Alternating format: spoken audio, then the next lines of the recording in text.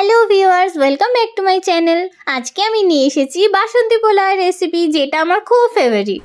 প্রথমে আমি 500 গোবিন্দভোগ চাল জল দিয়ে একটু ধুয়ে তারপর জল ঝরিয়ে রেখেছি।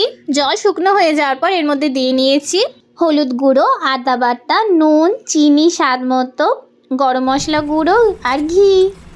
চিনি আর ঘিটা বেশি করেই দেবেন, কারণ এটা মিষ্টি মিষ্টি হয়। এবার ভালো করে এটাকে মিশিয়ে নিতে হবে। এবার কড়াইতে একটু ঘি দিয়ে নিই। ঘিটা গরম হয়ে যাওয়ার পর কাজু এর মধ্যে দিয়ে ভেজে নেব। কাজুগুলো ভাজা হয়ে গেলে ঠিক একইভাবে কিশমিশ ভেজে নেব।